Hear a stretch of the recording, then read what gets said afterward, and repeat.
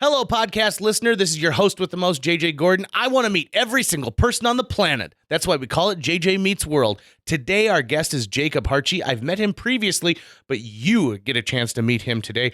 He is an ensemble member for Theater B. We've been friends since I was a sophomore in high school, and we're going to tell you some pretty amazing stories today, including one about some big-ass shrimp. So sit back, relax, and enjoy this episode of JJ Meets World. And by the way, if you'd like to help support our podcast, visit jjmeetsworld.com where you can donate to our Patreon, pick up some killer swag at our merch shop, or click the link to Apple Podcast and give us a 5-star review. 1, 2, 3, 4. JJ Gordon, sort of like that Indiana Jones, in that he's always sniffing out his next adventure. Yes, he is. He's always interviewing guests so he can have them on his show and they can talk about pop culture, arts, and leisure. JJ has his flag unfurled and he likes his french fries curled, and he's fun and then he twirled as he goes to meet the world.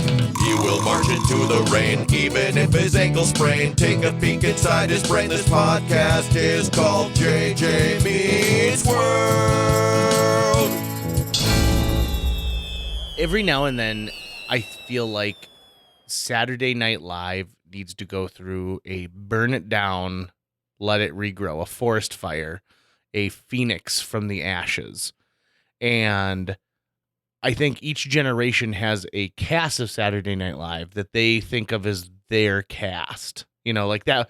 So if you were in college in 1975, that original cast is your cast, and no cast will ever be quite as good as them. And here's the deal, and I'm going to say this straight up. Every cast has its weak links. Lorraine Newman. She was in the first cast, and she wasn't very funny, and she's not very funny today. All the way up to the superstars. So, like, for example, I would put Will Ferrell next to John Belushi any day. Those two guys understood sketch comedy. And to me, the beauty of Saturday Night Live is it keeps reinventing itself over the ages and over the ages and over the ages. That being said, I haven't really watched an episode of Saturday Night Live until last week. I watched the season opener with Chris Rock, and I didn't laugh very much. I found myself thinking like, well, gosh, they could have done more with this. It's the first show of the season, so you had an entire summer's worth of stuff. We were during a pandemic, Black Lives Matter, the economy. There's a lot of, it's presidential election season. There's a lot you could have done that I just didn't see happen in it. That being said, I know that writing for Saturday Night Live and performing on it is one of the biggest rushes a performer could ever get. And when I was younger, it's not even an appetizer. It's the bread that was left over on the table from the previous guest compared to the meal that is Saturday Night Live. Because my high school ended every year with a variety show that the drama students put on called Confetti. You wrote your own sketches and you made ensembles. You had to build sets. You had to collect costuming. And the show itself was like a 2.5-hour behemoth that had sketches, it had monologues, it had lip syncs. And here's the deal. Confetti sold out every single night that it was performed because you wanted to see what these kids were going to lampoon and poke fun of. You wanted to know who was going to do an impression of the principal as part of it. And it was edgy. It felt like something bad could happen at any moment. And sometimes it did. And a couple of my favorite sketches that I ever was a part of in Confetti are this. They're called blackouts, and essentially they're quick little vignettes that can either be like bump done, or they can turn into running gags. And so, our guest today, Jacob Hartje, and Dustin Buchanan and I were writing like crazy in the spring of 2001. We wrote sketch after sketch after sketch after sketch.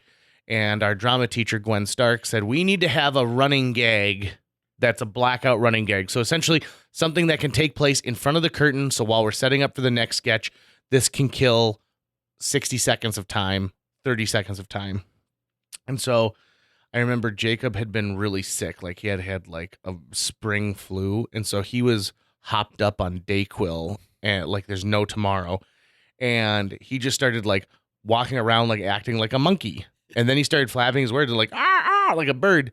And I was like, Dustin, jump on my back. And Dustin got on my back and he grabbed this prop gun and he's like, hey, sneak up on, and it became this little like kind of like nature show. And then bang. And so essentially he like shot this monkey bird that was on the stage. And so we created this running gag of I took an old vacuum cleaner hose, like extension hose, and cut it and put a string on it so it became like a long trunk. And then he found a pith helmet and he became like an old school, like, safari type. He was just kind of accent. He's like, you bloody bloke. And then what we would do is let Jake come on stage and vamp for a little bit as whatever animal he chose to be. So he's a bird in one, he's a monkey in another. And his monkey's like, he'd roll around like, and then he'd like poop in his hand and like throw it. And then Dustin would come out. And on the third one, boom, he shoots this animal and Jake falls down dead. And he goes, animal bingo, that completes the game. And then Dustin's you have to say he's riding me. And on the first night I was on all fours, but I ended up like, if you crawl on all fours with someone on your back like that, like I scraped up my knees and I bled through my pants. Right. So the second night I was on 2 feet holding on to him. So now he's, instead of being like 4 feet off the ground, now he's like 9 feet off the ground because he's on my back and I'm standing straight up. And it was one of my favorite sketches I've ever done. And all I had to do was make elephant noises. That's it. That's all I had to do. And it was so much fun. And I love that collaboration. And that year I got to be a part of so many of these great skits and sketches. And Jake and I went to high school together. We were both 02 kids. And I had just such a phenomenal time.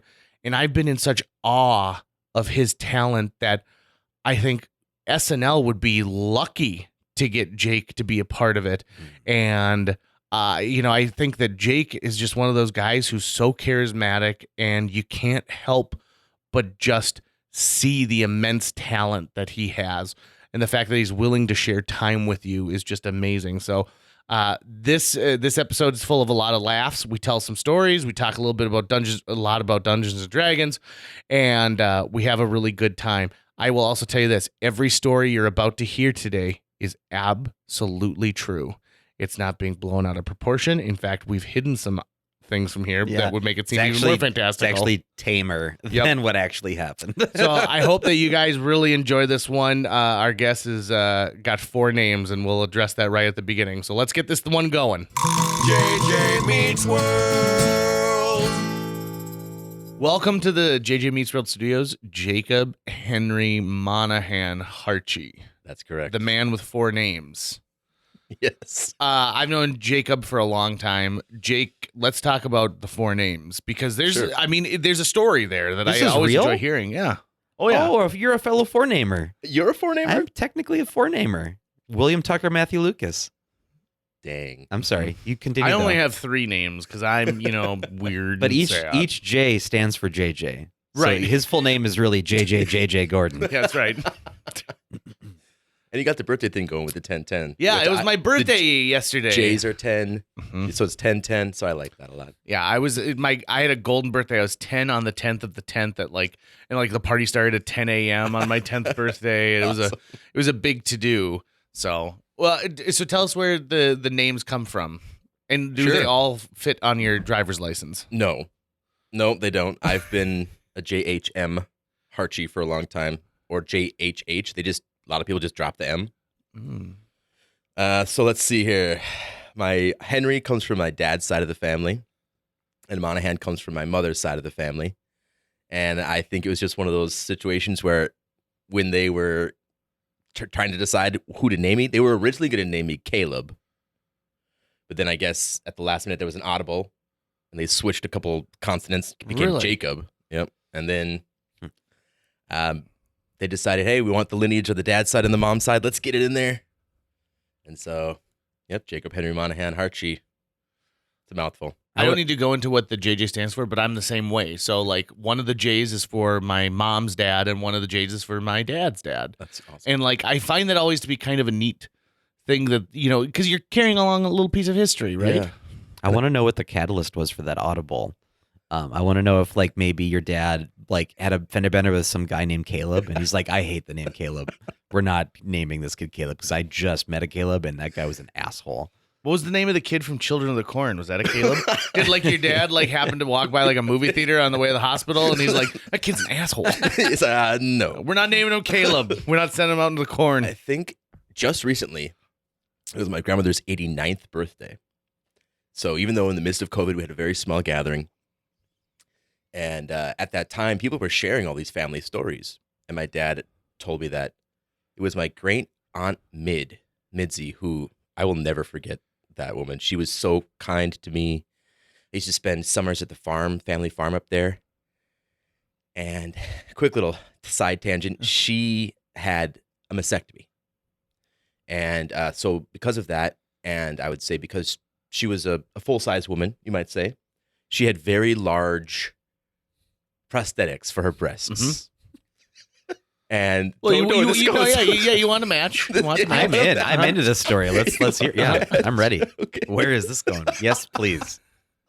Oh, what have I done? Okay, so I'm there spending the night or the summers with her. She's getting ready to go to the shower. I'm watching TV. She walks by me, and she stops right in front of the TV, and I'm like, hello. And I look up, and she places her prosthetic boob on the top of my head. A huge rubber boot, heavier than I thought, on the top of my, like, elementary school head. And she's like, keep that warm for me. And she goes into the shower. So that explains so much, Jake. That explains so much. Yeah. So that was your aunt? My great aunt. Your great aunt. Yep. And so I guess she was at the age where she's like, fuck it. I don't care. Yeah, exactly. And she lived alone on a farm. Her brother lived across the road, and they just managed the Hartje farm. And she was the one that told my dad to name me Caleb. And so he had that, I think, in his mind, like, ooh, okay, I guess for mid-sacred to do Caleb. And then at the last minute, he decided that Henry would be an homage. Mm-hmm. And they went with Jacob because, well, okay. Oh my gosh, I'm just talking forever. Yeah, I'm no, sorry. that's what we want. That's what this show People is. don't want to hear me. They want to hear your story. Okay. So, my dad is like really into history and like family lineage and such. And so we were out near the family farm with my uncle Delton, my dad's name is Chuck, and myself. We went to where the graveyard is that has the Hartjes, the Johnsons, the Andersons, everyone that's like in our lineage, regardless of last name. It was covered in snow. So we were out there wiping off the headstones. I was like, oh, that's kind of cool. So I went out there, and there's this big, tall, like, monolith headstone at the back of the graveyard. And my uncle and my dad, they're like, we're going to go back in the car because we're super cold. But, you're the kid, so you go wipe that one off and then come back to the car. So I was like, all right. So I trudged the snow, waist-high snow, trudging through there. And I finally get out there. I start wiping off this headstone. And I get down, and it says Jacob Hartje.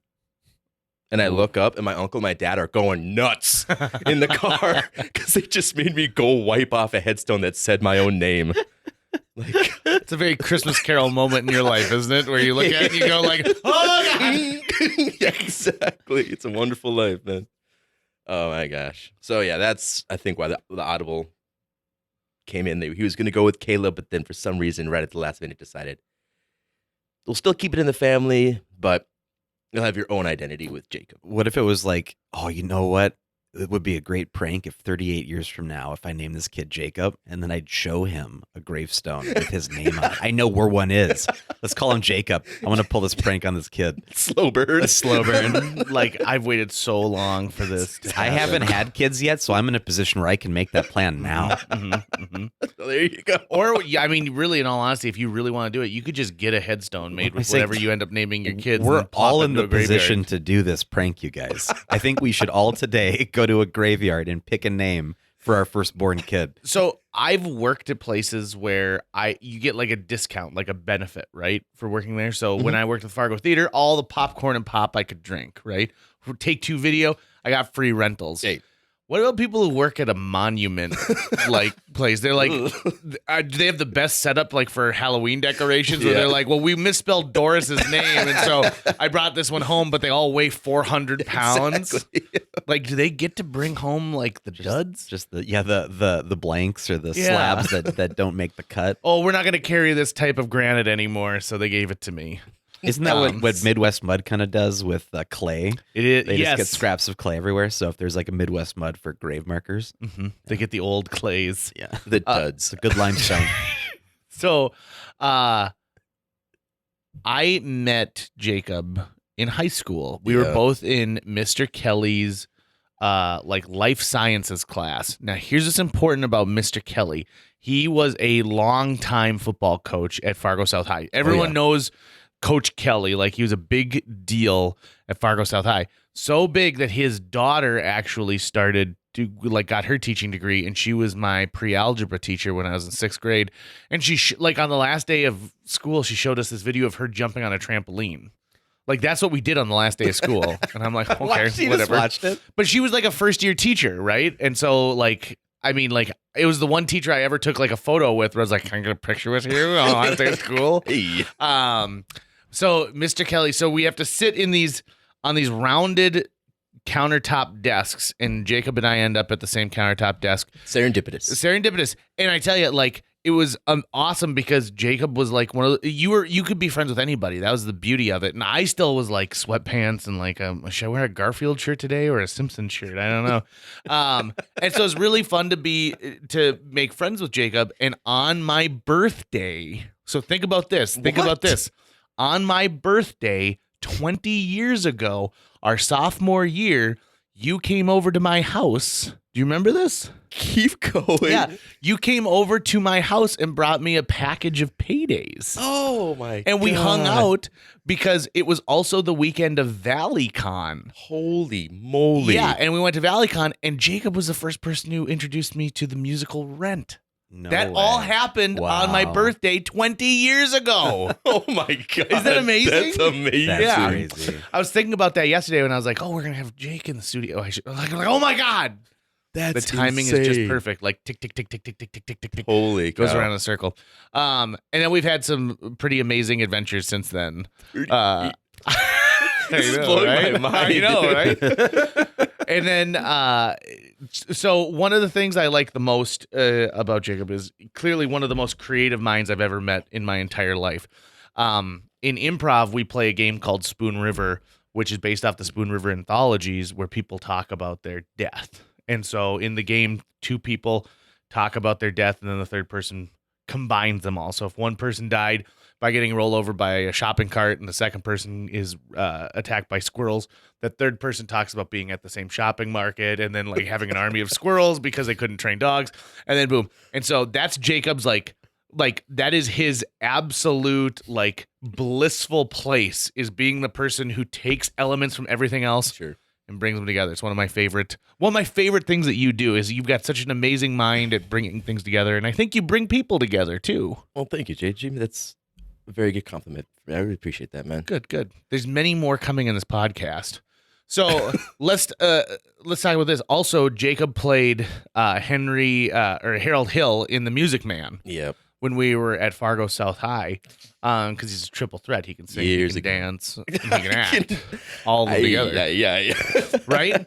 So when you play a role like Harold Hill, which then goes on to be played by a ton of people, like The Music Man, I feel like once a year in every town, one Yep, school or sure. community theater does The They Music Man. do that, and then they do Grease. Yeah, Grease, Yep. big time Grease. Have you been to any other productions of The Music Man where you've like been like, be like, oh, because Harold Hill didn't really pick up on that last bit as fast as other Harold Hills? I will say that I haven't had too many pleasures of watching any other productions that were at the high school level. Okay, yep. Mm-hmm. So I would say that I have this, I think it's something actually kind of wrong with me, where when I see good improv, when I see good acting, when I see good performances, I feel two things. I feel immense joy that something so beautiful could be expressed and that I'm lucky enough to receive it. And I also experience extreme jealousy because I want to be in a situation like that. And I don't want to pull them down and make theirs worse, but it gives me that fire. But when I see performances, if they're good or bad, it makes me want to do something. And so while, I might be like, oh shit, nice 3-point turn or whatever, like on some plie or whatever the hell. That's a weird version of Music Man. Where they're doing pliés. I am picturing an overexcited and also seething Jake sitting like in the audience watching a ballerina. It's being like, oh, you think you're so, I could do that. I want to do that, but I want you to do it too. But I also want to do that. So you've learned a little bit more about me. Yeah, I want to watch you do it. Jacob and I also had something that, like, people who've been in battle together kind of share stories, and like no one else can really understand what that other person has. Jacob and I spent 4 or 5 summers in Rutland, North Dakota, directing children's theater. Tucker, you came out there at one point as well too for a little bit of stuff. And here's what you have to understand. Rutland, North Dakota is a small town, population 75, but it co-ops with other towns around it. And there is this 3-week period when baseball ends and school begins where they don't really know what to do with the kids. And so they started a little theater program. And the idea was, we won't do a traveling theater company that comes in and then a kid plays a tree. We'll like just hire some people to come in here and do this. And so I got the call in June of 2002 saying, hey, would you be interested? Because our buddy Jordan Leppert, Yes. his aunt was down there. Mother of a previous guest, Shelley Fink, by the way. I'll throw that one out there. And so needless to say, that first year we were in over our heads because we didn't really know what to do. But by the time we left, the program was the biggest it had ever been. There were more boys who were involved than before because they were like, oh, well, these guys are kind of fun and kind of cool. And You guys crushed that. I was very... We all crushed it. It all went into us. I appreciate that, but like I visited the first year when you guys went down there.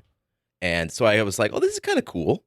And then I got to meet some of the kids and I was like, wow, this is like, because I coached soccer and Boy Scouts and stuff. So I did some youth program type stuff, but I was like, wait, theater and youth programs? Wait a minute. Whoa. And so then the second, third, and fourth year, I was kind of more involved with the kids, more of maybe like an acting coach and helping you guys wrangle. And they really constructed some cool shows with the kids that they were written.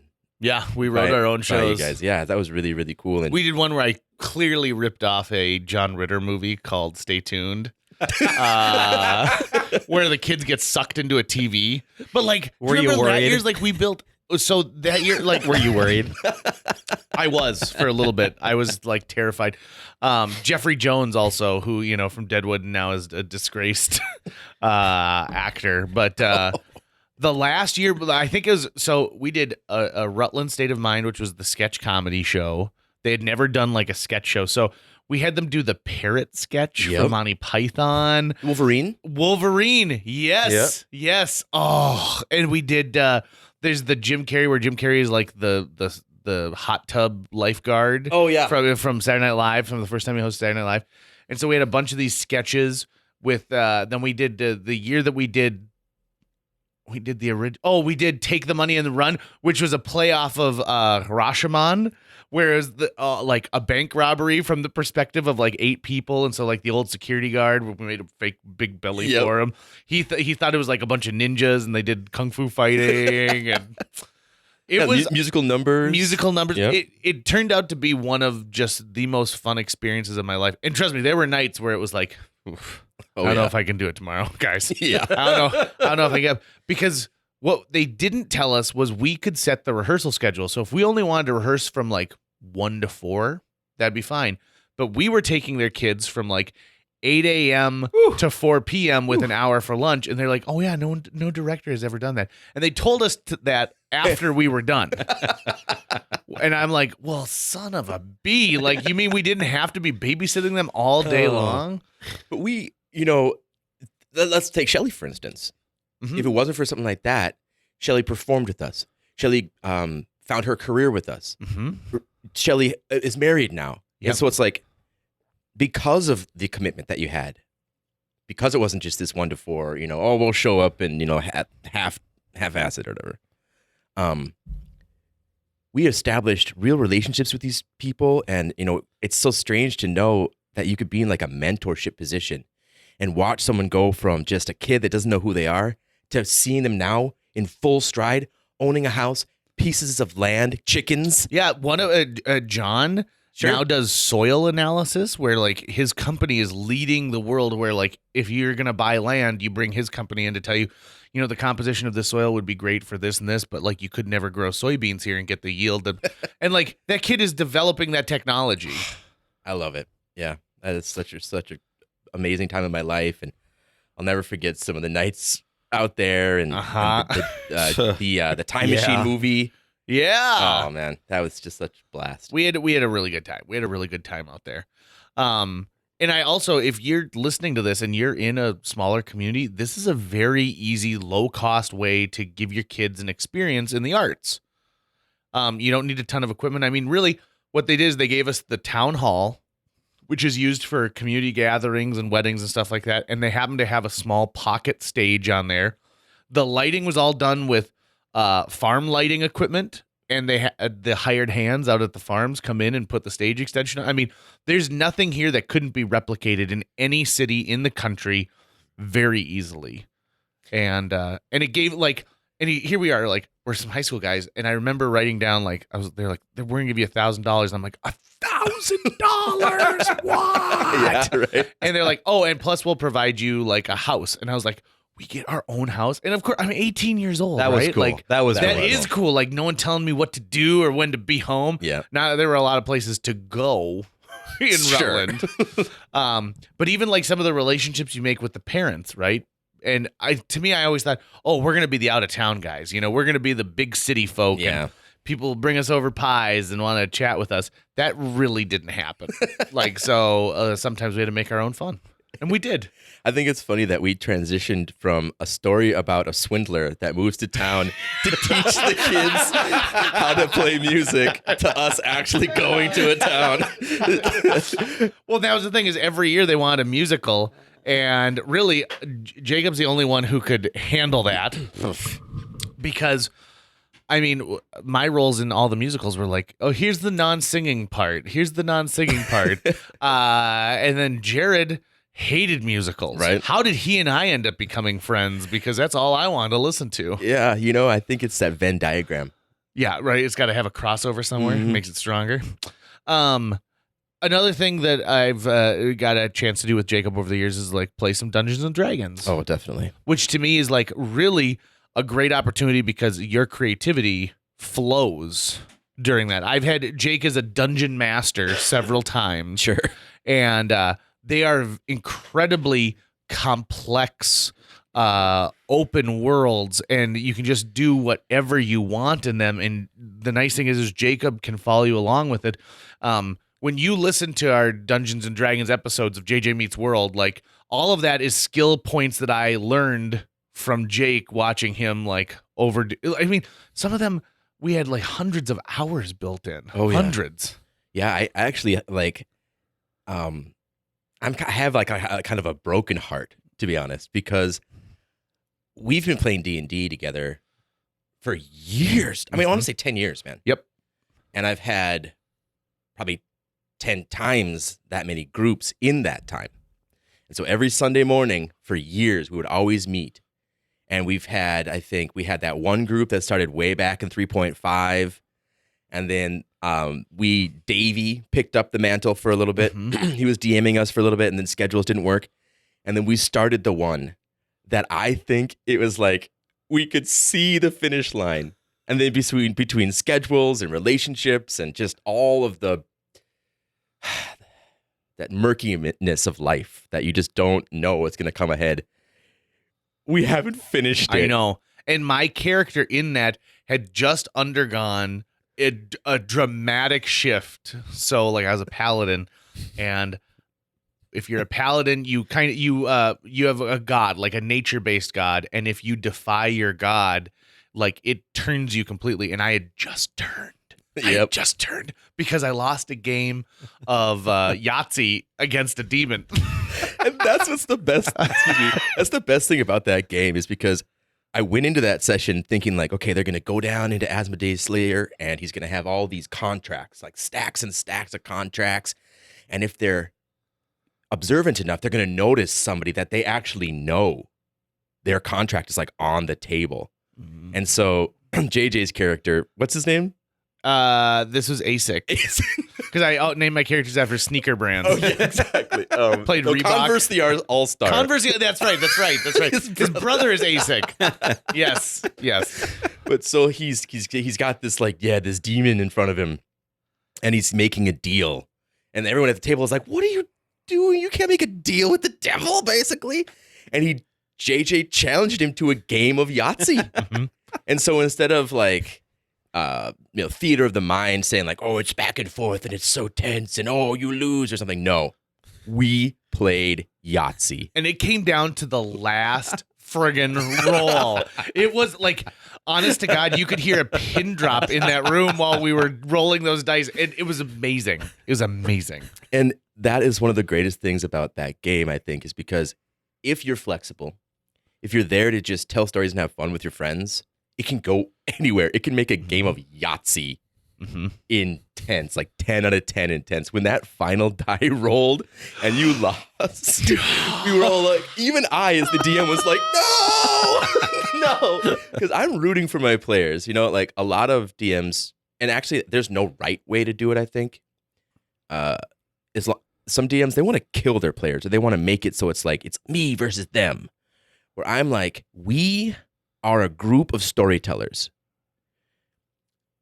I'll bring the page, I'll bring the quill, you're the ink. So we all need each other to put this down into the pages.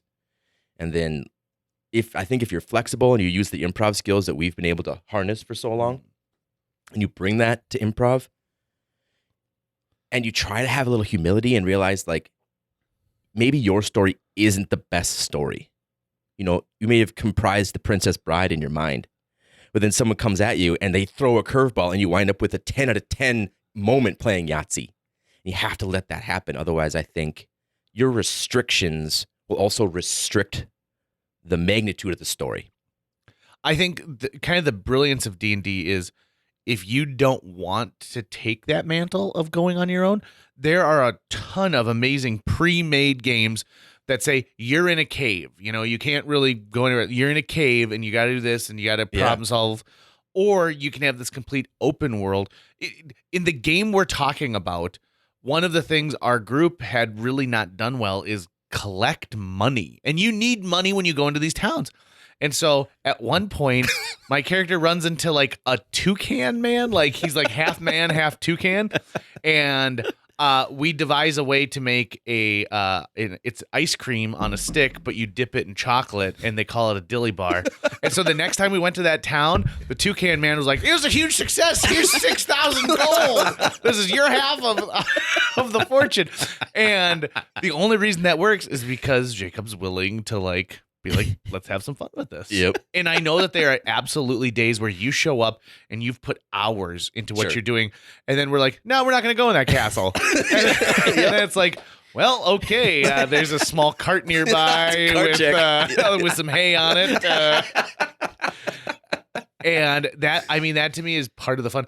I love watching the Harmon Quest. Have you watched that at all? A little bit, yeah. That's fun. I love it because it is just people sitting around using their imaginations, and they're funny people, so they allow themselves to say, like, listen, let's have some fun while we're telling the story. Yeah. I love the story of how Harmon Quest started, and I want that to happen to Jake at some point. Oh, that would be a without a dream come doubt. true. Where you're just sitting in an audience and stand-up comedian's like, I really want to, does anyone here Dungeon Master? And you were just like, yep, me. I think that what Jacob should do is quit his job and sell his earthly possessions and go from town to town like David Carradine and be a dungeon master. It's basically a bard at that point. Yeah, right? Like, because that's the thing is, like, there are people who play these high-level games, and part of the problem is that they need a dungeon master who is not connected to anybody, right? So that you can't play favorites in any way, shape, or form, but who also can, like, help establish one hell of a story. And so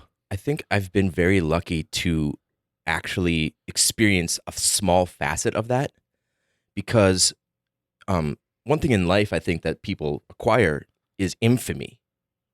And so regardless of what we know about ourselves, we never know what other people know about us. But one thing that has, like, as my ripples go out, the echo that comes back to me is people know that I love D&D. They don't even know who I am, but they know that about me. And so I've had strangers come to me, and online through Discord, I've DM'd for people from Australia or New Zealand and from the UK. And I've been able to run games from people that are from different continents, all playing the same game.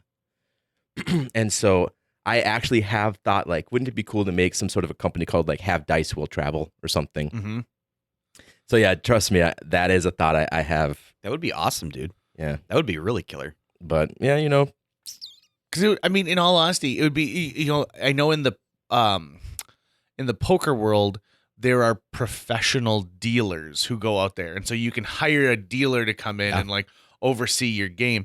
And it would be in that similar manner where, you know, and you could go in and I think what would be great is you could work with people who've never played before and help them get established and be like, listen, like, let's let your imagination go. And these are the mechanics. And then you could go in and play with people who know, you know, are power players. They know the PHB, the player's handbook inside and out, but also, like, you can still surprise them with something that you can do. The company that makes Dungeons and like the officially licensed Dungeons and Dragons also made a Western one called Boot Hill, like in the 70s. And it's not magic. It's just all, like, you get different types of pistols and, like, it's a lot of fist fights and brawls. Nice. But the mechanics of it are different in the way that, like, when you get injured, like, if you get punched in the head, it's different than getting punched in the gut. And so if you get punched in the head, you're a little disoriented, and so you have a negative chance of getting, you know, landing your next blow. And then stuff like your horse can just randomly get sick because you drank from water that turned out to be tainted. And it's that same idea where you're crafting a story, but it's in this world that is a little more tangible to somebody. Because I feel like there's also there's a red letter on Dungeons and Dragons that it's for nerds, it's for people who, you know, don't fit in society, right? And that is anything but the truth. Some of the most recognizable faces in Hollywood played Dungeons and Dragons. Right. Vin Diesel plays D&D, like in hardcore D&D. Yeah. In fact, he's tried to produce a movie about his D&D campaign multiple times, and it's never really panned out. And his character Riddick was, like, loosely based off of a D&D concept that he had. And correct me if I'm wrong. I think it was Riddick, but there's so many chronicles of Riddick. There are many chronicles. Of Riddick. Isn't Henry Cavill another? I know he's a gamer, but I thought he might do tabletop as well. Joe Manganiello is one he's married to Sofia Vergara, and, like, he was in Magic Mike. He's like one of the strippers from Magic Mike. And he's into D&D. So you know what? It was crazy about his group. It started out as kind of like a who's B-list, some A-list in Hollywood. And people are like, oh, it's like how our group grew. Where it's like, oh, you know, we've got 3 people. And they're like, really? I think Tucker would really love this. Okay, so then Tucker joins. And then they're like, oh, really? I really think JJ would love this. Okay, so JJ joins.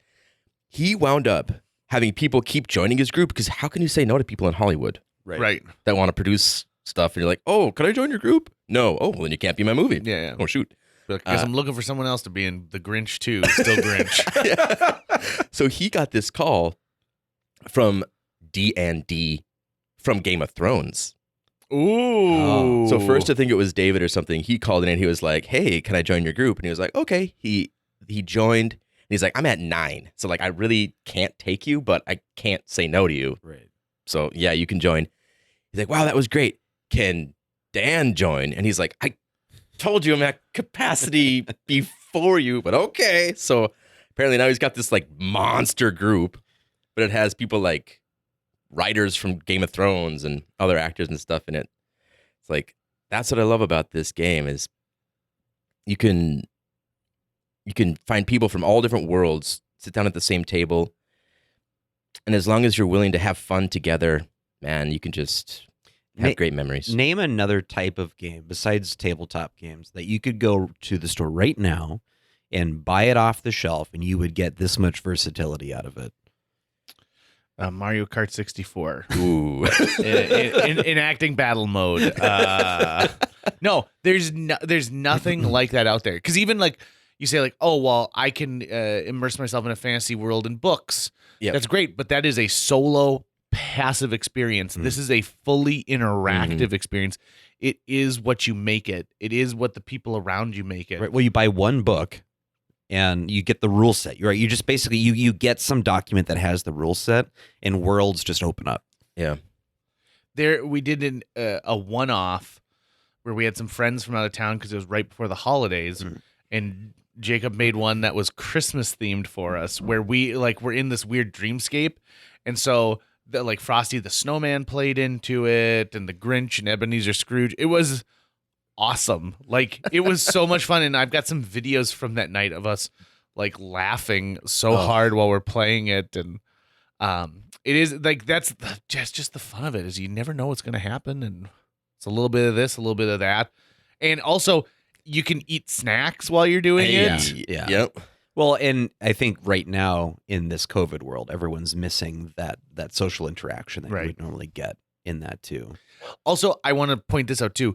It is very low cost. Like the threshold to get into Dungeons and Dragons is a pencil, a piece of paper, and one person has to have a player's handbook, and then the dungeon master doesn't even technically need it. You don't. Like everyone can share the same materials, and as long as you've got a pocket full of dice, which by the way, you can buy them by the pound for very, very cheap online at this point, or at your local. That's the other thing. Your local comic book store. You can head down to Paradox if you're in Fargo, and pick up a set of dice. And there's nothing like your first set of dice. It's true. The first roll, you have your character concept in your mind. You're like, okay, I'm an elven ranger. So you go out, you find green dice with like maybe you're like, what's my accent color? Gold. And you like search and you hunt through this wall full of dice, and then that first roll, good times. Okay, first roll. So you're the right person to ask this question to, because what's the word when you are, I'm blanking on the word, but when you offer a service where you just go and you advise someone on a particular consultant, right? You are, I think, like the only like D&D role playing consultant that I know that I would say, no, this guy's legit. You should charge for consultation services. That's something you can easily do.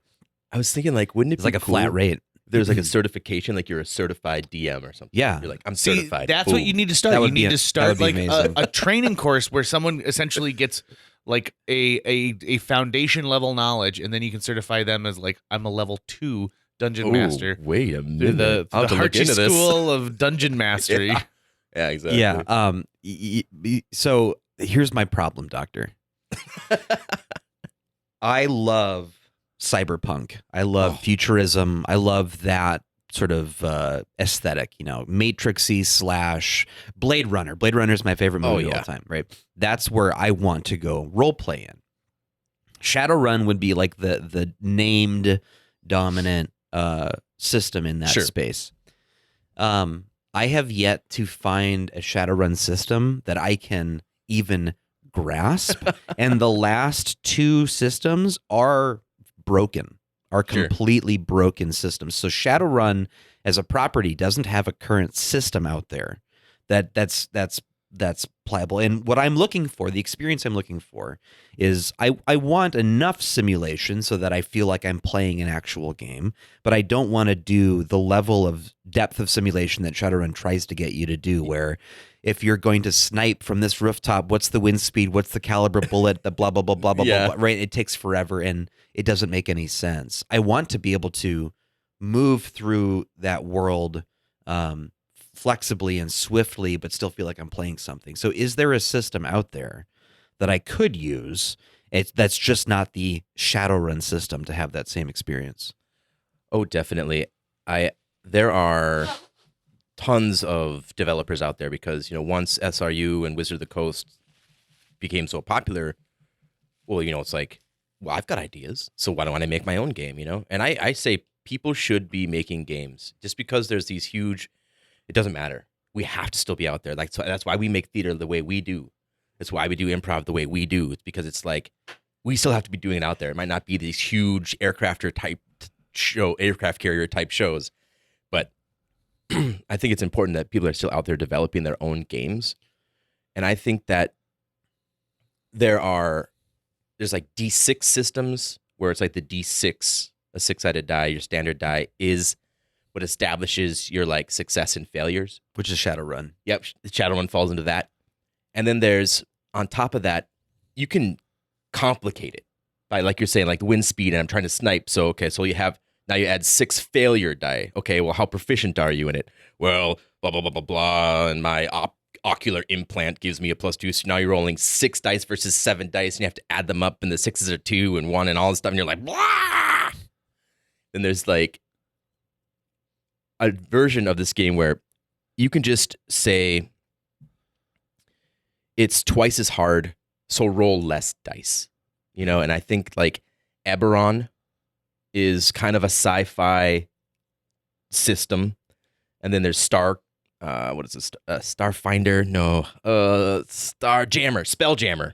That's what it is, Spelljammer. Spelljammer is like magic meets sci-fi, but I think there's Heroes Unlimited is another really great system that is more superhero focused, but that game is so broad that you could say like, you can't make a superhero. You can make a cyborg, you can make cybernetics or that Blade Runner world, but man. What about just taking D&D 5th edition, but saying, oh, you're in a futuristic.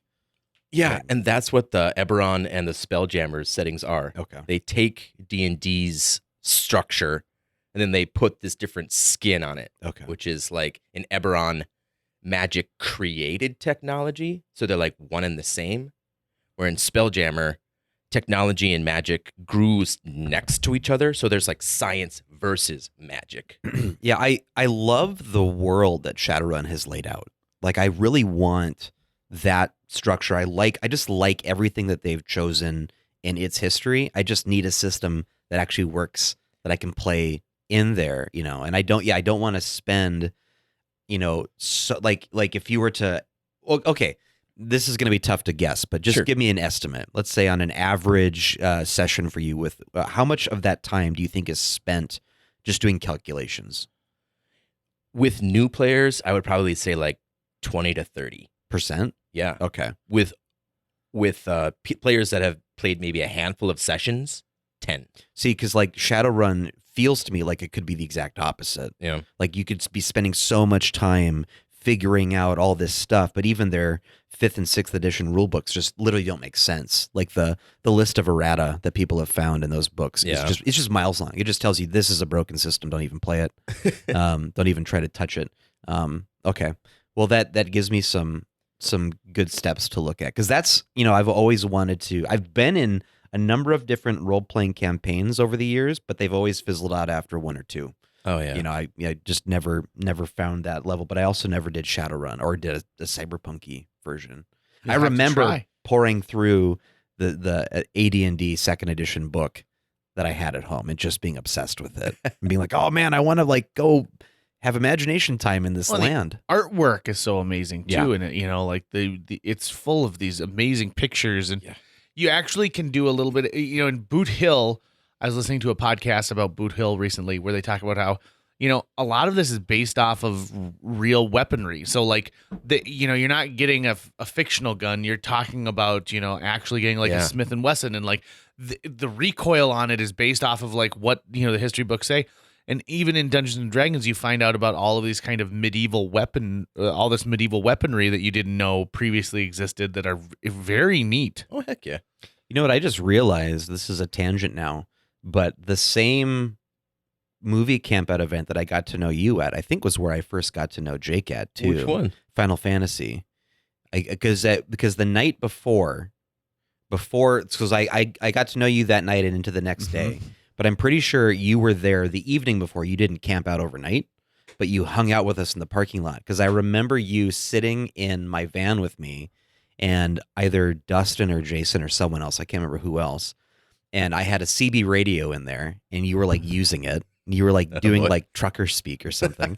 And then we were talking about our love for Final Fantasy 3 on Super Nintendo. Oh.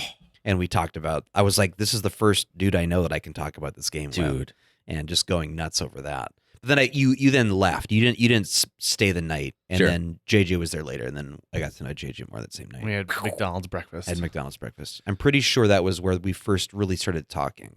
Sure. So that's the oldest memory I can think of. God. Jacob hinted at something that I would like to kind of unpack here. Sure. Which is our trip to Corpus Christi, Texas, all those years ago. So Jacob is an actual founding member of Line Benders. It's important to note that. And it's funny because I had read in the paper that there was an ad for a professional improv troupe, and I showed it to Dustin and Jacob, and I'm like, look at this, and I'm like, it's too bad. I mean, it says you have to be 18 plus, and I'm not 18. And Jake just didn't give a shit about that, and so he went and auditioned anyway. And he got in, and I'm like, son of a bitch! We can break the rules. What? I outed myself too the first day. Right, like, oh, I'm not 18. Yeah. Whoops. So and we're talking about like a couple of months. It's not like I was 15. No, yeah, exactly. Right? So anyway, so years ago, we were invited by the Wounded Warrior Project to bring a show that we had developed with a comedian from Minneapolis, Chris Cannon. It was called Comedians for Courage, and to bring it down to Corpus Christi, Texas, and they would do this big fundraiser for the Wounded Warrior Project. Well, we said, yeah, that sounds like fun. Yeah. And we couldn't bring the whole troop because it's costly to fly all those people down. And so Jacob and I went down to Texas together because Jacob's mom lives outside of Austin. So I'm like, this is perfect because we can go and chill with Carla for a couple of days. Then we can make our way down. This ended up being probably one of the most epic trips of my entire life. And it feels like we were there for a month. We were really only there for like 5 days. Yeah, right. So we fly down there, and then we stay at Carla's house for a couple of days and eat just some of the most amazing food I've ever had, and find out about these like wild boars that roam Texas that like eat and destroy everything. So like you could have a fence in your yard and it doesn't matter because enough of them will pile in front of each other and push these fences down, and they will eat everything. Like they'll end, like a couple of them will fall into like pools, and so like you'll come out and there'll be like 6 dead wild boars like floating in your pool, like huge. Yeah. Oh my God. Multiple 100-pound. And so I'm like, my eyes are getting wider and wider while I'm hearing this. And I'm like, oh man, that is messed up. Yeah, and I hope that's not going to happen while we're here. Yeah, they tell stories of like, well, there goes my dog. Yeah, done, gone. Never saw my dog again. The hogs got him. Got him. That would be a greght way to just easily dismiss anything. It's like, yeah, hogs got it. Hey, where's your wife? Hogs got her. Musta.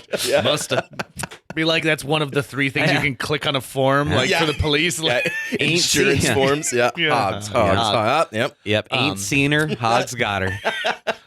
So we leave Austin and we need to go to Corpus Christi. But on the way, I was like, Jacob, would you mind if we take a detour and we can go to a place called Smitty's, which is supposed to be one of the best barbecue joints in America. So good. And so Jacob was like, yeah, let's do it, man. So we make the detour. We go to Smitty's, and they have brown like butcher paper, and that's your plate. So they just rip that off and put that in front of you. And it's not a place you go and like a waitress helps you. You stand in line and then you order directly from the pit boss, and then you go and sit down with and they've got hot links, They've got brisket. I mean, it is real barbecue. Sounds phenomenal right now. So here's what is the most messed up about going to Smitty's. It is in a small town. Like, this isn't like in downtown San Antonio. This is in a small town, like off the beaten path. There's maybe 6 people in Smitty's total while we're there. And so we're in line, and like the pit is an actual pit. Like, it's a pit like in the back of this restaurant that's like into the brick. It's feel the amazing. flames. Yeah, it's hot. Oh, yeah. Hot and sweaty.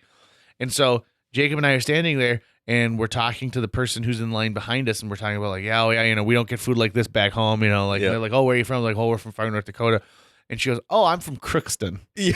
And so we're like, what's messed up? Like, how is that? And so the pit boss turns around and looks at it, and he goes, I grew up in Thief River Falls. Yeah. And we're like, wait, what? How? 4 out of the 6 people are all from like the same region. Exactly. We met more people from Minnesota in Texas. Right. It was just bizarre. So when we finally get to Corpus Christi, we had a hell of a time. Oh, God, yeah. There was our hotel was right on the beach, and there was a van parked in front of like our hotel, like just in like kind of the middle of nowhere. White van, not running. It's important that you know it's not running when we get to it. But they're advertising what, Jacob? Big ass shrimp. Big ass shrimp. It's a dude who's got only like a couple of teeth. And what you do is when you drive by, he pulls a shrimp out of this bucket and like stretches it out so you can see how big ass this shrimp is. And again, I tell you, the van's not running, so there's no coolant system here. Oh, no. It's just a dude who's got a bunch of fucking shrimp, and he needs to move them, and he's got to move them fast. So I've got a picture of Jacob with this guy holding like his big ass shrimp, which is pretty amazing. And while we were there, so we have to wake up at like 4:30 in the morning and drive to like Corpus Christi news stations and like promote the show and all this kind of stuff. But we got to eat some great food while we were down there. Like the crawfish po' boy I had was amazing. Oh, God, dude, I will never forget that trip. I mean, one thing that I'll say is that I am an sometimes accidental agent of chaos. Oh yeah. It's something about me, and it's so JJ knows that about me. Mm-hmm. And so before the show, JJ had like a leash on me essentially. Mm-hmm. He would not let me out. He would not let me out of his sight. If I went to the bathroom, he's like, "You have 5 Number minutes." 1 and number 2. Yeah, exactly. And if for a good reason, because if I'm unsupervised, I will probably wind up getting kidnapped and brought to Mexico or something. And You're like, hey guys, you guys seem nice. Yeah, exactly. Yeah, and not because Jake's like, I'm bored, I gotta go somewhere, but because Jake tips his hat to the like wrong person, like, how you doing? And Exactly. the next thing you know, he's like, I'm playing in a poker game, and I think they're real human organs. Yeah. So JJ keeps this tight leash on me, rightfully so. Take my sweater off. And we do the show. 500 soldiers and their families, 3-person show. On an aircraft carrier. We were in the old like bomb bay of That's an awesome. aircraft carrier of the USS USS Lexington. Thank you very much. Yeah. Yeah, and so we go and we perform this show. Hey, would you want to buy insurance? God, they loved that line. Yeah. And JJ went into the audience. It's like a T-Rex. The audience is going crazy. But so we get done with the show, and it's like I can visibly see JJ relaxes. There's like this energy inside of you that's palpable before you perform, and we've had days before we perform, and it's rising, and we're so excited. And then the show is over, and now JJ's like, all right, I no longer have to be responsible for you. The show is done. Now I can just relax. And so we go back to the hotel. We're in the elevator. No, hold on. Wait, technically, I don't mean to interrupt you here. No. We do not go back to the hotel. Okay, We you do wanna not talk go about back this? to the hotel, yeah. Because this is where the trip flips, and Jake actually has to look out for me because sometimes I don't open my eyes enough, right? Like I don't understand what's happening around But me. we're both friendly dudes. We're both friendly dudes, and there's a table you bought tables. There was like $1,000 to buy a table to come to this comedy show. And so this guy gets up and he comes up to us afterwards. They're like, guys, that was the funniest thing I've ever seen in my entire life. I own a bar. I want you guys to come and be my guests for the night. Whatever you want. The world is yours. Yeah. So we go to this bar, and I'm like, I'll have a gin and tonic, please. And they give me a stadium-sized cup of gin. Like it's just gin. And so we're having a great time, and I'm chatting up like God, these people are so friendly, and like everyone's like, oh my God, it's the comedy guys. We're like, what? And then Jake at one point pulled me aside and he goes, just so you know, this guy is a bear, and he wants you to be his cup. And you don't realize this, but you're flirting with him, and you've been flirting with him for the better part of an hour at this point. So just so you know. And I was like, what? I was like, Greg? And he's like, mm-hmm. And I turn around, and sure enough, it's like there's been smoke in the room, and now it's just cleared. And I look over, and there's Greg, and he kind of gives me the like, hey. Yeah. And I'm like, oh, that's interesting. Like, I got a drink warming up for you, buddy. Yeah, right. And I've been telling the story about how Jacob was going to pee on me earlier in the day because I got stung by a jellyfish. He's like, ooh, water sports. Yeah, exactly, right? So I'm sure in his mind, like, he's like, God, this guy's telling me stories about how he likes to be peed on. Loves the pee. This guy knows how to flirt subtly. And so after a point, like, I was kind of a puddle, and it was no point in staying there. And so we take a cab back to the hotel. Okay. Yep. And that's where Jacob's story picks up. Yeah, that was a great time. So we go back to the hotel. We're in the elevator. So far, no chaos has really found me too much. Right. We're doing great. So we go up to the elevator, and we're like on the 4th floor or something. And in the elevator, Jay just like, oh, that's right. They didn't bring us towels. Can you go down to the concierge and make sure that we have towels for the morning? I was like, yeah, no problem. So the elevator opens. He steps off the elevator, and it was like all in slow motion. I see JJ turn around, and the look he gives me is like, I'm never going to see you again. So, like, later, man. Bon voyage. And the door closes. Yeah, and then he's just looking at me, and he just goes to his room like, and there he goes. Bye. So the door closes. I go down 1 floor. That's how long it took chaos to find me. I went down 1 floor. The door opens. This dude comes in named Mike. I remember that. And we're in the elevator, awkwardly, silence. And he's like, hey, were you in that thing? And I'm like, oh, yeah, like on the Lexington? He's like, oh, my God, yeah, that's awesome. He's like, do you smoke? And I'm like, smoke what? He's like, weed. And I was like, yeah, I'm on vacation now. The show's over. I can get loose. Let's do it. He's like, okay. But I don't have a lighter. And I'm like, oh, well, this is a hotel. They must have matches right at the front desk. I'm going there anyways. I go down there. I talk to the guy. No matches, no lighters. I'm like, this is insane. I'm like, okay, well, where is there like a gas station around here? He's like, yeah, it's a few blocks away, but I wouldn't walk there at night. So I'm like, oh, okay, shit. So I go outside, and I'm like standing there thinking, like, what can we do? Should we go walk to this gas station with a stranger at night in Corpus Christi, the murder capital of the world? I don't know. So And JJ's like, where are those towels? Oh no, I'm like, I'm full passed out. So this cab pulls up, and these 2 fairly attractive girls get out, and they're smoking cigarettes. So I'm like, they have a lighter. They get out, and I'm like, I go over there because I don't give a shit. And I'm like, hey, what's up? Can I borrow your lighter? They're like, oh, do you need to borrow a fag, mate? And I'm like, they're British. I'm like, no, I'm not smoking cigarettes. And they're like, oh. Well, they're like, well, we have beers in our room. And I'm like, oh my God. I'm like, hell yeah, okay. So I remember one was named Becky. I don't remember the other one's name. But so Mike, Becky, and stranger, we go up to Mike's room. We start smoking. They bring over beers. We start drinking. I'm already halfway there because of that dude's bar. And pretty soon, Mike starts like bawling. And he's out on the balcony, bawling to himself, blubbering to himself. And the 3 of us are like all passing a joint, like just watching him cry. We're just like, who is this guy? And so eventually we were like, let's leave. So the 3 of us went back to their room. Nothing too crazy happened. But eventually I'm like, oh shit, it's like 4:00 and I have to be at the airport at 4:28 or something. And so I go back to my room. I open the door. JD's like, Jake? I'm like, yeah. He's like, did you get the towels? I'm like, nope. Oh, man. But somehow we made it back to Fargo. Well, yeah, so we flew in and out of San Antonio. So we still had to drive from Corpus Christi back to San Antonio. And even then on this just drive back to the airport, Jake's like, oh my God, look at that. And I looked out the window and there is an Ecto-1 from Ghostbusters parked in the middle of like a field.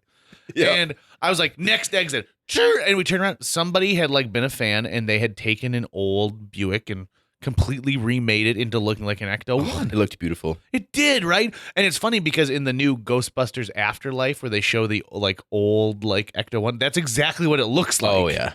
So, that trip start to finish was easily not only one of the best like performances I ever had, because I can go, like, if I go out to Amenia, North Dakota, I know 20 jokes that will automatically kill when I'm out there and telling like a farm thing.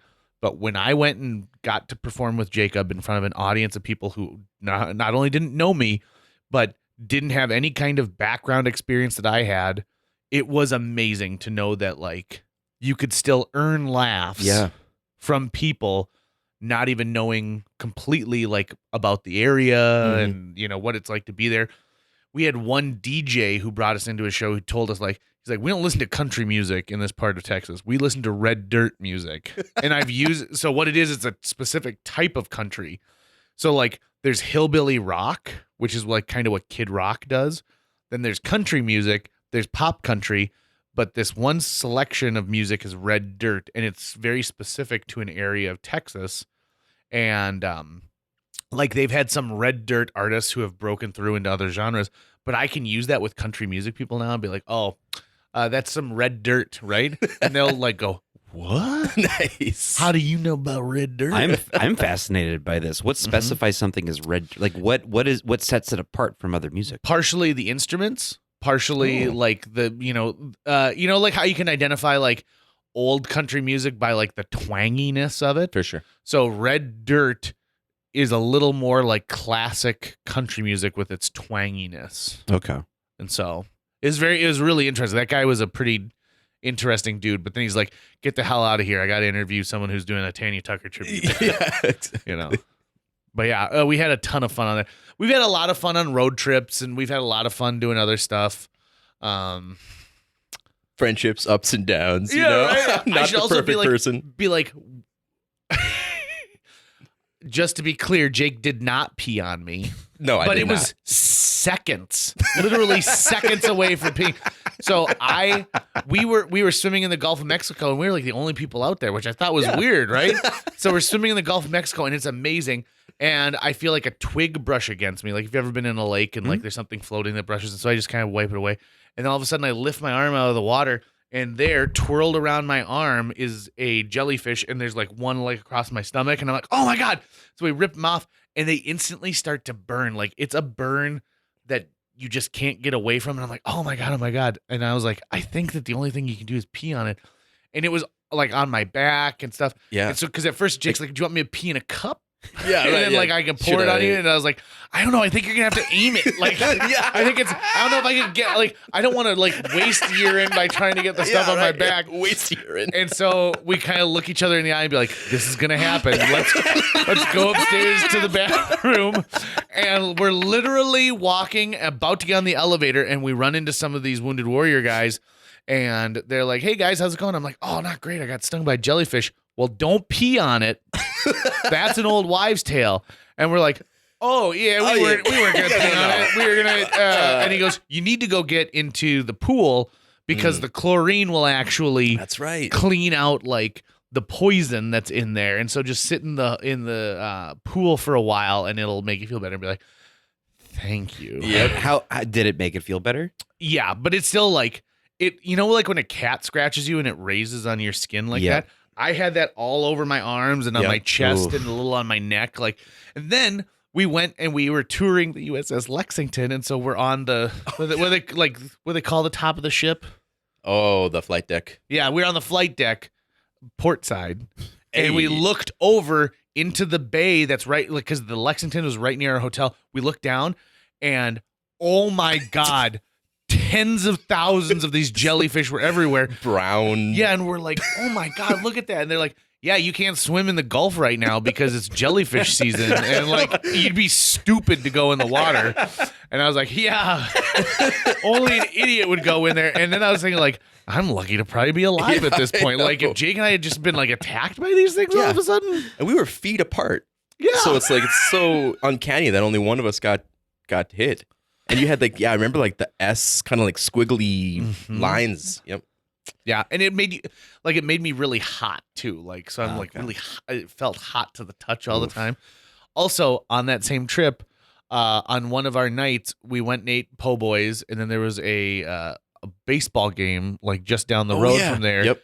And we saw the Green Lantern movie, Yes, we did.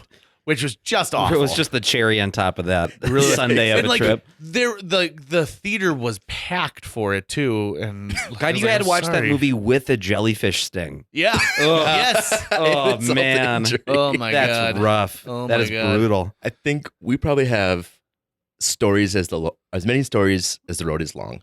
Yeah. Oh And- man. And some of them are sweet and sincere, and some of them are like, I can't believe those guys are still alive. Oh yeah. And some of those are like, no wonder that guy thought you were going to be his cub. Like no wonder.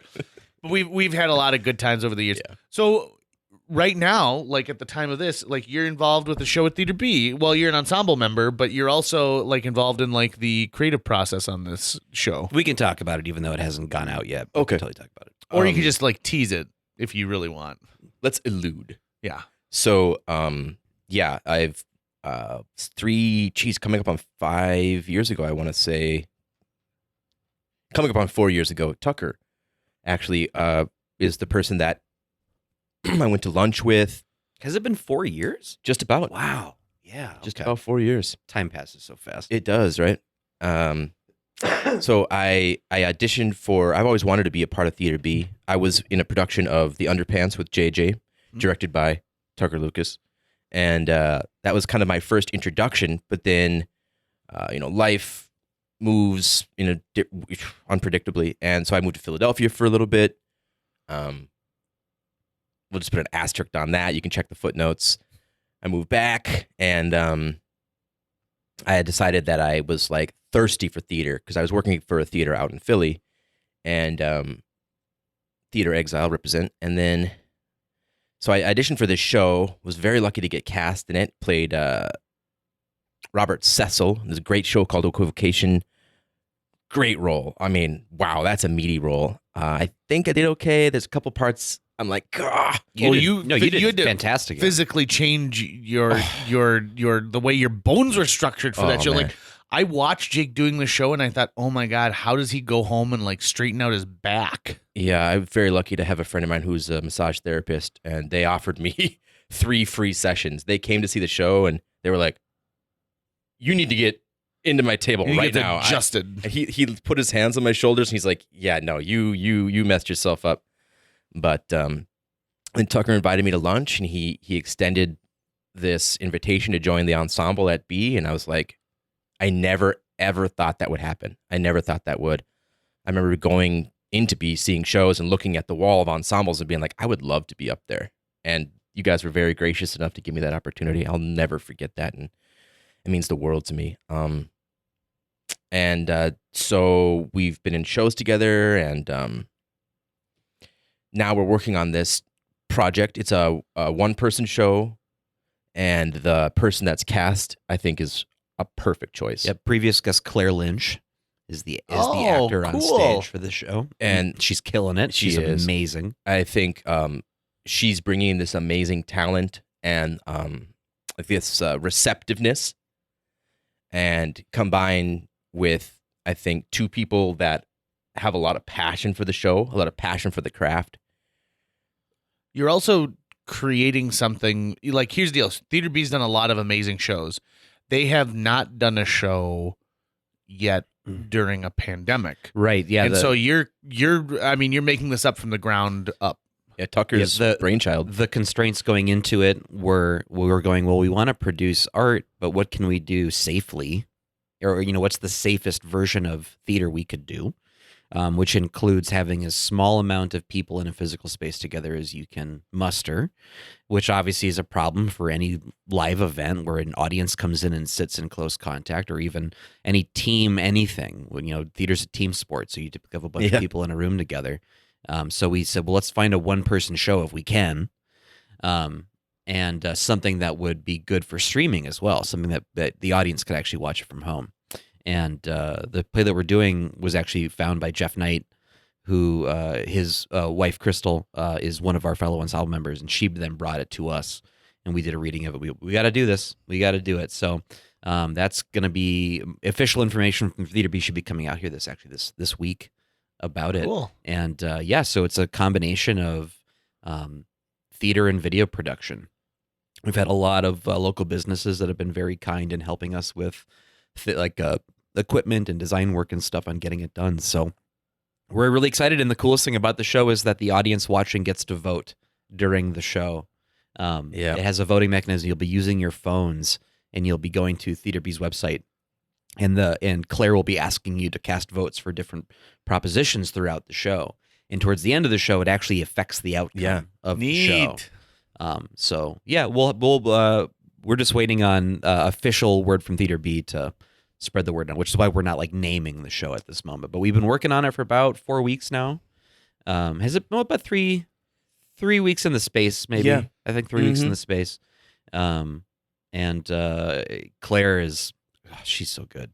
Yeah, you need to see you need to see Claire in the show.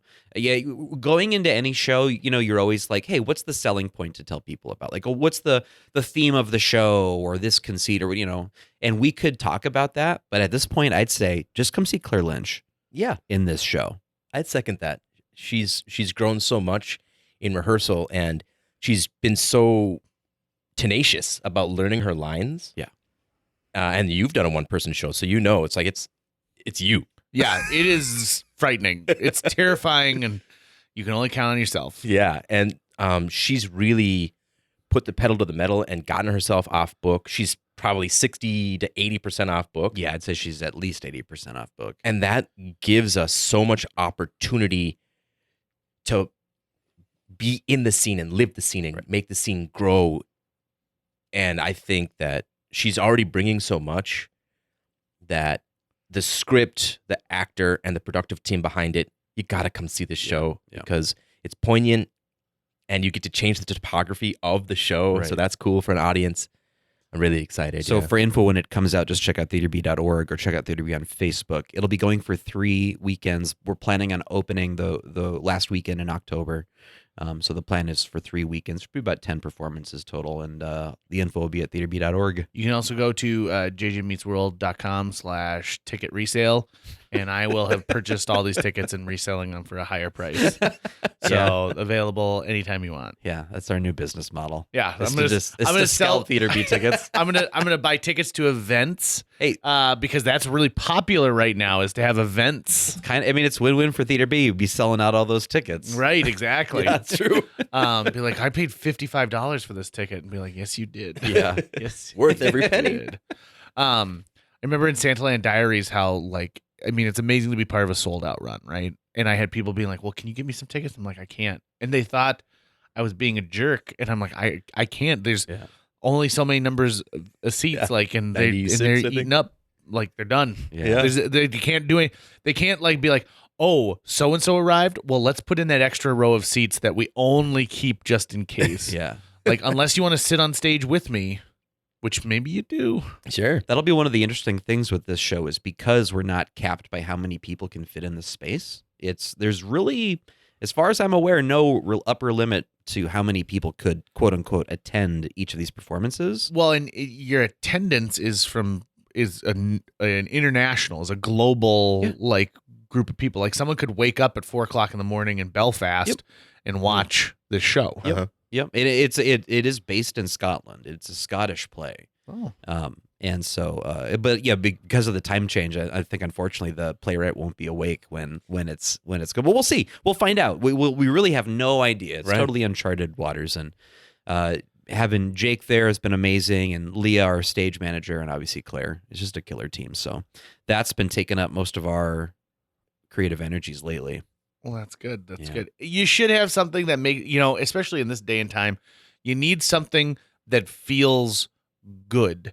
We do your life is spent in so many ways of like having to worry and in arguing with other people. I mean, right now is probably the lowest I've ever been in my life because this election is driving me crazy. Yeah. The, COVID stuff is driving me crazy. The fact that like people don't care about other people, it seems like anymore.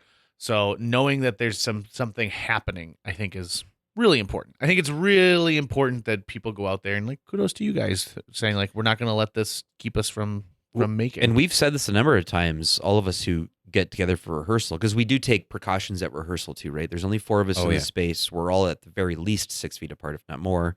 We're masked up, except when Claire is on stage and she's performing. She is not masked up at that moment. But we're still well away from her. Yep. We record our temperatures before every rehearsal and put it in a spreadsheet so that if for some reason someone did get sick, contact tracing would be really simple. Hand sanitizer everywhere. And then we will be following the state of Minnesota's guidelines about live audiences. So if the state of Minnesota says you just flat out cannot have a live audience, we won't. If they say you can, but it's only, 10 people and they have to be XYZ far apart, sounds good. That's what we'll do. Our primary audience is the streaming audience. And if you watch the show from home, you're not just seeing a play that someone put a camera up in the corner of the room and is streaming to you. You're seeing an experience that's actually been tailored for you. If you are someone who is sitting in the live audience, you're also going to get a really awesome show that's going to feel like you're attending a taping of like The Daily Show or something like that. Cool. So it's unique, and we're pretty sure it's going to work. Yeah. Woo! And I didn't mince my words either when I said brainchild, because this is more than just a play being streamed. Right. This is like there's direct address. Yep. There's audience participation. And the way that Tucker has constructed the show, I think you're absolutely right. I think it feels like a Tonight Show or like a Daily Show type vibe. And yeah, whether you're in the house or at home in your house, Right. you're going to get a unique experience. And I'm just it's excited. Got to be a challenge for Claire because one of the base rules of theater is you don't acknowledge the audience. Right. I mean, for the most part, there's only, there's a slim set of the genre where you actually acknowledge and look out into the crowd, right? And even more so, like when you're acting on camera, you're not supposed to look into it. So really, you've trained her to be like a news reporter to some extent, where you are talking directly to someone who's on the other side of a fiber optic cable. Can you imagine you doing Santaland Diaries and me saying never look at the audience and don't talk to them? I don't know what I would do. Right. Yeah. Like in that first person, that one person format, it's made for that specifically, which is one of the cool things that sets it apart. What was I going to say? I saw this thing where it was training for like a 1-person show, and they're like, "We're gonna put one person on like a volunteer on stage, and you're just talking to that volunteer the whole time." And I'm like, "That is bullshit." What a horrible way to now you're directing everything to this one person and not letting it go out anywhere else. It's like saying like, "I'm gonna go tuna fishing." But rather than throwing a net out there, I'm gonna have just like a single line. Right. Yeah, Here's one the, hook. Here's the other interesting thing about this production of the show, because as we were going, what are other precautions we need to take for COVID? Well, if one member of the group gets sick but the others don't, that person can quarantine, who then steps in to fill that person's place, right? So we've got a number of redundancies, of which Jake is like in place for a lot of them. So Jake is understudying Claire. In case Claire gets sick, he's going to go on camera, but with a book in hand, and you're going to see Jake do the show instead of Claire. If Claire gets sick, the camera operating duties are going to be split between Jake and I, and so if one of us gets sick, the other can step in.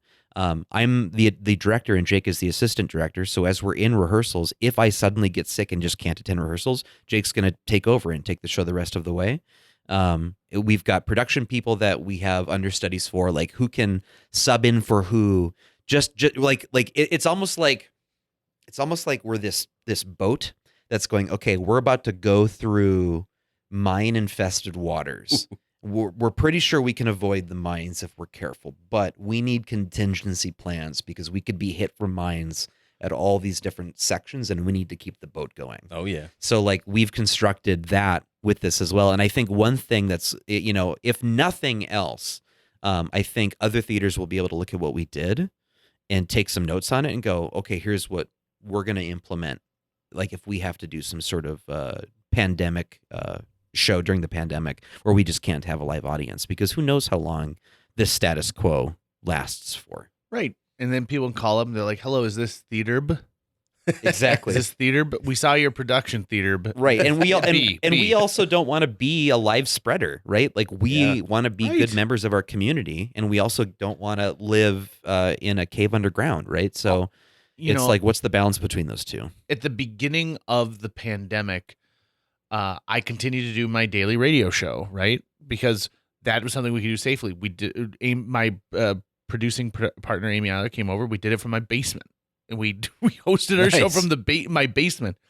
And at one point we were like, it sucks. We're used to being able to interact with our audience on a regular basis, person to person, and have this events and things like that. And so we were like, you know what? My sister just bought a bingo set, and we played Zoom, like bingo over Zoom one day. And so with just a bunch of friends, and it was kind of fun. And like Chrissy sent out prizes for each game. And so we're like, I bet we could do this with listeners. And so we made it so listeners could sign up, and then we sent them all a custom bingo card that we made through the mail. They would print it, and then they played, and we had games. And it was so much fun. And literally minutes after we were done, Jill and I were talking. I'm like, this is great. The only thing that sucks is like we can't have their audio on, so they'd have to wave their arms if they got a bingo. And like it seemed weird. It was like, I wish we could be together with people. And Jill was like, well, yeah, it's like if you could only like if they could all like park in the driveway and then just yell bingo. And then like it clicked in my head, and I'm like, what if we did play bingo in a parking lot? Because we've got this technology where everyone can be a part of the same thing. Mm-hmm. All you need is a cell phone. And then when you bingo, you honk the horn. And so love it. We started that the last Friday of April. And we've done it every single Friday now, and we will end on Sunday, November 1st. We're doing St. Joe's Fall Bazaar as our last one, and we figure over 12,000 people have played bingo from the comfort of their own car with us. And the only interaction you get is Amy or I giving you your materials, but we're masked and we're wearing gloves, and we essentially hand it through the door, and then that's it. It has been great, and so many, like, we've had parents come up to us and they're explaining that this is the only thing that we've felt comfortable doing all summer long. And like my family looks forward to Fridays now. And we grabbed a pizza every week, and we tried all these different pizza places. And then we parked in a parking lot or a parking ramp or a field or next to fucking Detroit Lake, where we played by sea or by land, and people could play from their pontoons or in their cars. It was nuts. And here's the deal. Here's what I think is amazing. The show that you're doing at Theater B is going to be great, but it wouldn't necessarily have to be like this. And if the pandemic hadn't happened, would this have even been something that you would necessarily prioritize? But because of the pandemic, you had to change the way you thought. You had to change the way you've always done things. Yeah. And I think that is a silver lining that we should really embrace. We should embrace the fact that this has been the catalyst to get people to realize working from home is a viable option for a lot of companies. We've realized that we need to take our children's education really seriously, and how important teachers are, and how important nursing staff and first responders. There are so many good things that have come out of this that, to me, like, sometimes I just need to remind myself, like, I never would have had this bingo thing. To which, by the way, I got a call last week from someone who says they're writing an article for People Magazine, and they want to feature this like bingo thing. And I'm like, heck yeah. Oh my God, I might be in People Magazine. Yes, I finally made it to the grocery store stands. But like, to me, it's like, we never would have done this. We would have had the same amazing summer that we usually have, but instead we had this bizarre, life-changing summer. Yeah. Life-changing is what I can call it. It's an improv lifestyle, right? Like, you look around you and you work with what you got, and you go, well, this is what I have in this moment, and I'm going to do something with it. Yeah. I'm very interested in knowing if the pandemic will ever work its way into one of your D&D campaigns. Because it certainly could, Jacob. Yeah, I suppose you're right. You know, like, what are you going to do? What are you going to do? There's a disease that Yeah. has spread across the land. What are you gonna do? Right? What will you do? Like, I mean, really, like, as charismatic as you are, does your mask take away? Like, do you have like a -2, like, for charisma? Yeah, I think so. Yeah. Because you can't smile at people. Yeah, you have to give them the eyes. Jacob, Henry, Monahan, Hartje, what a great time we've had today. Oh, Thank you so much amazing. for coming in. Thank It's you. just a blast. And we can promote another podcast during this. My understanding is the same week that this will drop, you also are a guest on another podcast with a previous guest, Tucker's dad. Oh, is it the same week? So you've got Nice. dueling podcast dropping this Hey. week. Nice. Well, And I doubt there was as much D&D conversation in the other one. not so much. It did dip into it a little bit, but yeah. I mean, I guess you'll know. There's plenty to learn about me now. I Which guess. podcast do you like more? Ooh, well. I mean, which one has better like mugs with the face of the podcast This on is it? this is the only only one. one? So this is- yeah, no, I think it was a great working with Bill, and yeah, he definitely we have different things in common, so different questions asked, and I seriously think we could probably sit here and talk about the stories Forever. for Yeah. hours. So yeah, I really appreciate you guys having me. This is We talk about like Good different time. things. Like at one point, Jacob pointed out to me that when M&M minis came out and they were in those little bottles, he goes, "It really looked like prescription drugs, huh? Like, are we getting kids ready to get Yes. addicted to prescription drugs?" exactly. So we'll save that for the next one. The next one. okay. we should do some more. We should do some more role playing on this show. I think we should fire up Boot Hill. Let's do it. I think that'd be a blast. I'll play or storytell. You let me know. We'll do. All right. Thanks, Jacob. Thank you.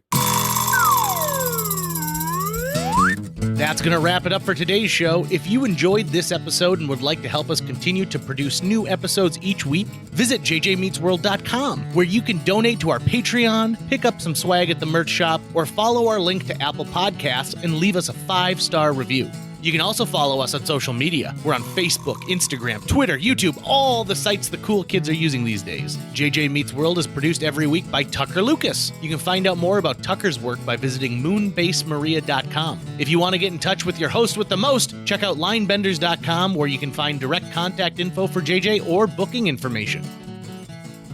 I remember the first time that Jake came over to my house, the story we were telling here. I was taking a shower and my mom was like, "Oh, he's downstairs and taking a shower." I heard the door open. He goes, "Hey, dude," and I'm like, "Hey," and then he opened the shower door completely naked and he's like, "Can I get in on this?"